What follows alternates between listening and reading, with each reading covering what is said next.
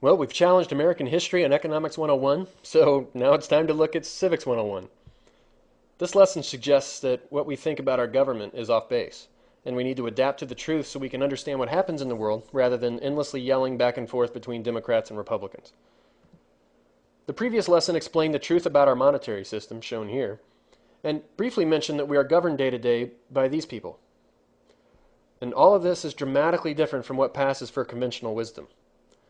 I would suggest that's because the media portrays the wrong system.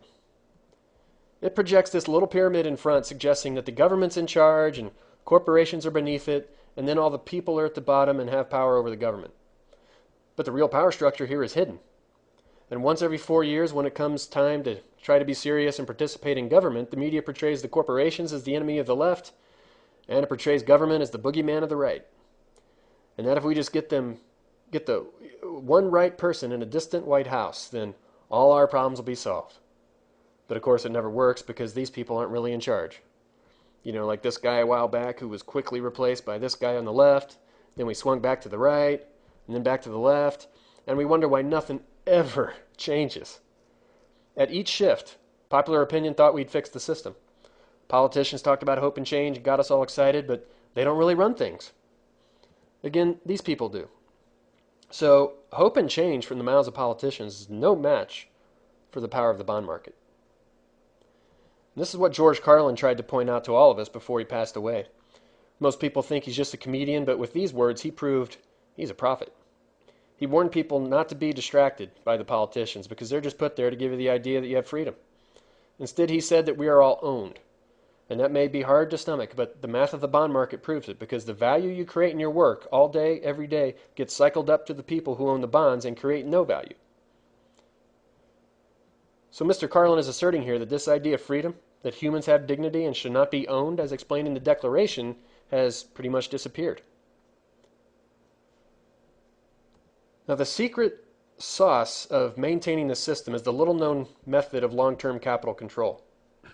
What the ownership class has learned through the years is that if they get exposure to the public, their capital is at risk, and they might be the object of the public's anger. So in effect, they've learned to hide. In order to understand this, we can look at the pyramid from the top down, building it layer by layer from the bottom up, which gives us the perspective of peeling the layers of an onion to get to the core.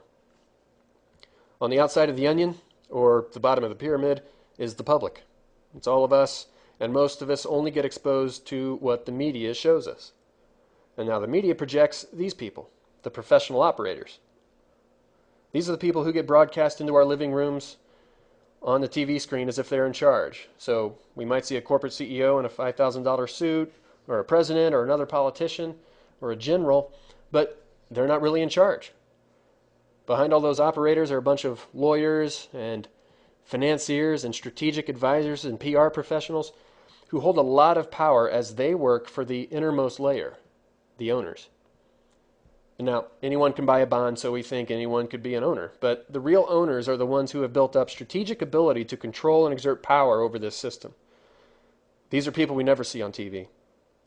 And some might suggest this is conspiracy theory, but it's just the basic method of corporate governance. This is the way it works. Operators are paid for their expertise in running corporations, while the owner's expertise is controlling them. It's a basic aspect of capitalism. Anybody who's been close to the top layers of corporation knows that people from the outside, like a senior lawyer, financier, or strategic advisor that might be 3,000 miles away in DC or New York, can call the CEO and tell him or her what to do. So the people in the corporation aren't really in charge, and these owners have learned to apply this control system to other aspects of life, like government. Now, these controllers are generally born into elite families, and they go to Yale or Dartmouth, Harvard, Princeton, or lesser-known Northeast colleges like Williams College for undergrad. And the financiers and lawyers who work for them aren't born into these families, but earn their way into Harvard Business School or Yale Law School in order to become part of this inner club. Of course, I'm not talking about all graduates of these institutions by any means. I'm just talking about a select few. And these schools don't really teach this system, but the select few learn about it informally through networking and gaining access to the right social group or society or club. The few people from these schools who happen to be in the key positions of the pyramid, whether it's the media, the corporate world, the government, the military, the powerful lawyers or financiers, They all happen to be in one New York-based club called the Council on Foreign Relations. And this group writes all the policy documents and white papers that become U.S. law. And again, all the people in key positions are in this group. So this is the corporate planning and governing body of the U.S. It operates just like a board of directors. And now, I'm not making a value statement here, but just trying to explain the way our system really works because I think you deserve it. But this guy might be making a value statement. The people on the inner layers of the onion, the upper layers of the pyramid, these are the people Martin Luther King referred to here as the protectors of the status quo. This system greatly benefits the inner layers and keeps most others in the dark, so it's in their interest to play along. In fact, the incentives can be so powerful that some of these people have no option but to play along. But this means we don't live in sort of a flat free market system. And Martin Luther King saw through the illusion of our supposed free market, and I hope you do as well now. I hope you see that we don't live in a free republic with a free market, but rather a financial empire controlled by people who control debt and therefore have ownership rights and leverage over the system. So which system are you cheering for? We're in a difficult position because if we're patriotic to the system portrayed on the national news, then we're supporting the system killing the very America that most of us think we're patriotic to.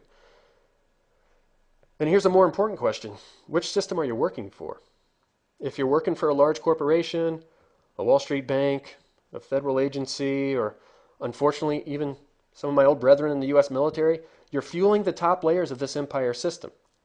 And that may be fine, it may be what you want to do, but I just think it's important for us to understand the truth of what we're doing rather than falsely believing that we're serving a free republic. And Gandhi said, be the change you want to be in this world. So if you're working for a large empire organization, are you being the change you want to be? And remember, this empire is holding a massive hammer to the tune of about 50 to 100 trillion in total debt and unfunded liabilities. That's leverage. That's ownership control over the republic.